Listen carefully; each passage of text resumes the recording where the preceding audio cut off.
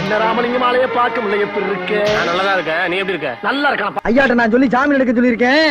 இனிமேலாவது புத்திசாலித்தனமா நடந்துங்க.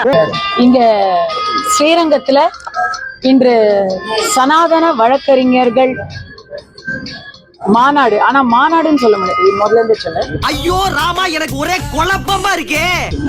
இன்றைக்கு ஸ்ரீரங்கத்துல சனாதன வழக்கறிஞர்கள் அமைப்பு அவங்களுடைய முதன்மை நிர்வாகிகளுடைய கூட்டம் நடைபெற்றது. இந்த நற்பணி மன்றம் ஆரம்பிச்சு எத்தனை வருஷம் ஆச்சு? 7 வருஷம் ஆச்சு. கிளம்பு. இந்த 7 வருஷத்துல இந்த ஊருக்கு நீங்க பண்ண நற்பணி என்ன? பெட்டி கடை சொன்னாதான் போவையா? அப்ப வாங்கடா நம்ம போலாம். ஏன்டா ஏதாவது பண்ணிருந்தா தான் சொல்ல முடியும். அதுல சனாதனி என்ற முறையிலும் சரி, சட்டம் படித்தவள் என்ற முறையிலும் சரி நானும் பங்கு பெற்றேன். சிங்கிள் டீக்கு சிங்கி அடிக்கிற உனக்கு இதெல்லாம் தேவைதானடா? இத நம்முடைய இந்து மக்கள் கட்சி அர்ஜுன் சம்பத் அவர்களும் குருமூர்த்தி அவர்களும் தான் வந்து ஆர்கனைஸ் பண்ணிருக்காங்க. நீயா? ஆமாங்கண்ணா. நானும் உன்னை ரொம்ப நாளா வாட்ச் பண்ணிக்கிட்டே இருக்கேன். தலைவர் பேரை சொல்லியே நான் ஆளை காலி பண்ண பாக்குறேன். அர்ஜுன் சம்பத் அவர்களும் குருமூர்த்தி அவர்களும் இதுக்கு முன்னாடி ஒரு கூட்டத்தை ஆர்கனைஸ் பண்ணாங்க. தெலுங்கர்கள் குறித்து அவதூறாக பேசியதாக அவர் மீது பலர் காவல் நிலையத்தில் புகார் அளித்திருந்தனர். இந்த நிலையில் அவர் கைது செய்யப்பட்டிருக்கிறார்.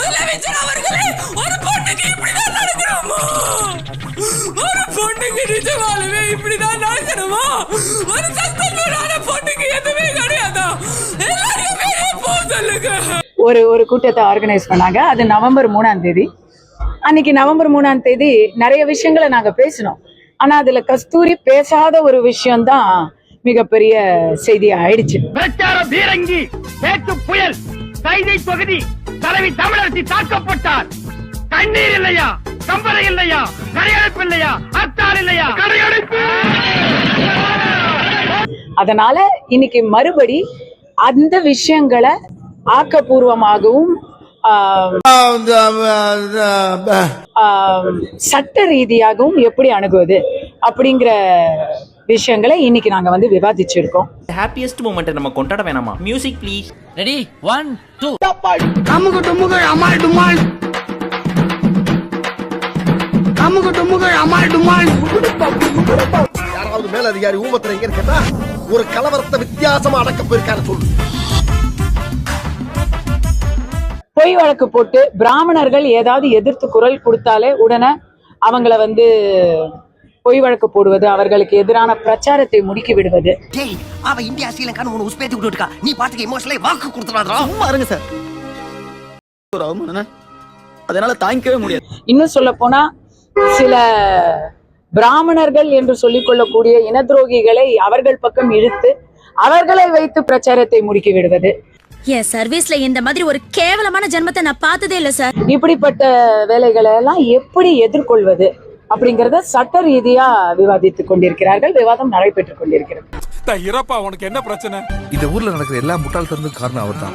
அவர் மட்டும் இல்ல, இந்த அறவே கடந்து இனிமே அப்படி நடக்காம பாத்துக்கிறேன் மேடம்.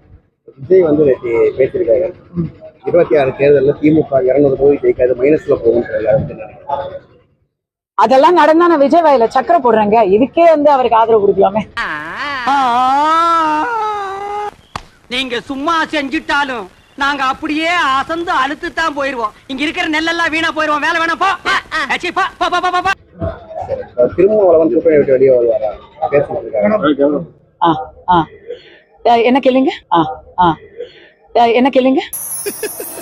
எனக்கு திரும்ப அவர்கள் கூட்டணியை விட்டு வெளியே வருவாரான்னு தெரியல. ஏன்னு கேட்டா அவர்களுக்கு ரொம்ப நாள் ஹிஸ்டரி, ரொம்ப நாளா வாக்கப்பட்டு திமுக கூட்டணியிலேயே இருக்கிறாங்க விசிகே. ரொம்ப நாளா வாக்கப்பட்டு திமுக கூட்டணியிலேயே இருக்கிறாங்க விசிகே.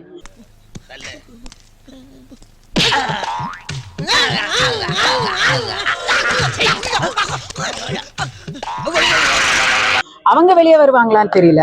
ஆனா ஆதவ அர்ஜுனா இருக்கணும், இல்லன்னா திருமா இருக்கணும். விசிகேல 2 பேரும் இருக்க மாட்டாங்கிறது மட்டும் நல்லா தெரியும்.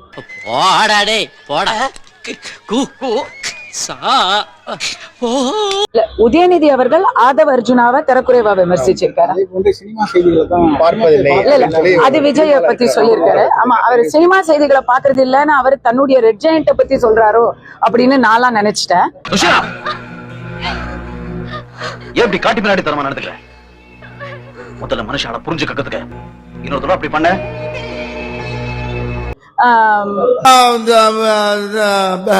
உதயநிதி அவர்களுக்கு தரைக்குறவா பேசுறதுங்கிறது ஒண்ணும் புதுசு இல்லையே. No problem.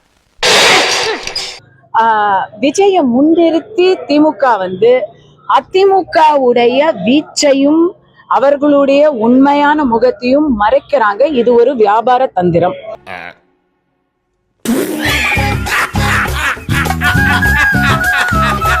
இப்ப வந்து கூர்ந்து நானும் கவனிச்சுக்கிட்டு இருக்கேன்.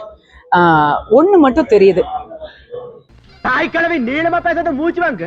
ஒரு கட்சி கூட்டணிக்கு எதிரா அனைத்து கட்சிகளும் தனித்தனியா போராடிக்கிட்டு இருக்காங்க. இப்ப அந்த அனைத்து கட்சிகளும் ஒரு குடைக்கு கீழே வந்தா இப்படி ஏடா கூட பேசினா அடிச்சு கொண்டே போடுவேன்.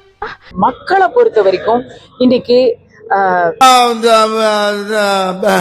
எல்லா பிரச்சனைகளுக்குமே ஏதோ ஒரு இடத்துல ஆளுங்கட்சி காரணங்கிற மனநிலைக்கு வந்துட்டாங்க. வாய் இருக்குதுன்னு பேசக்கூடாது. ஆமா, நெல்லு போட்டா நெல்லு முளைச்சுக்கு, சொல்லு போட்டா சொல்லு முளைச்சுக்கு. சமீபத்துல வந்த வெள்ளத்துல 4000 கோடிக்கு பைப்பு போட்டாங்க இல்லையா? அந்த 4000 கோடி பைப்பு வேலை செய்யல. அதுக்கு பதிலா ஆனா அடுத்த நாளே தண்ணி எல்லாம் வடிஞ்சிருச்சு. அடடா, அடுத்த நாளே தண்ணி வடிஞ்சிருச்சு. அப்போ அவங்க திட்டம் தான் காரணமான்னு பார்த்தா அது இல்ல. அந்த 4000 கோடி பைப்பு வேலை செய்யல. ஆனா அடுத்த நாளே தண்ணி எல்லாம் வடிஞ்சிருச்சு. அந்த 4000 கோடி பைப்பு வேலை செய்யல. ஆனா அடுத்த நாளே தண்ணி எல்லாம் வடிஞ்சிருச்சு. இந்த பண்டரி பாய் மாதிரி இருந்தா மட்டும் பத்தாது, முடிதான் நரத்துக்கு. நான் மூளையமா நரத்துக்கு. நாங்க இருக்கிற ரோட்ல நான் மட்டும்தான் இருக்கேனா? அங்க 1000 பேர் இருக்கிறாங்க அந்த ஏரியாவுல. எல்லாருக்கும் தெரியுது, எல்லாருமே வெறுப்புல இருக்காங்க. பாப்பா இல்ல.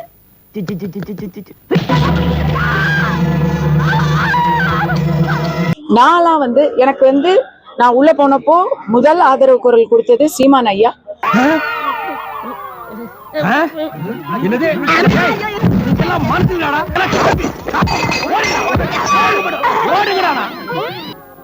நீ எங்கடா போற?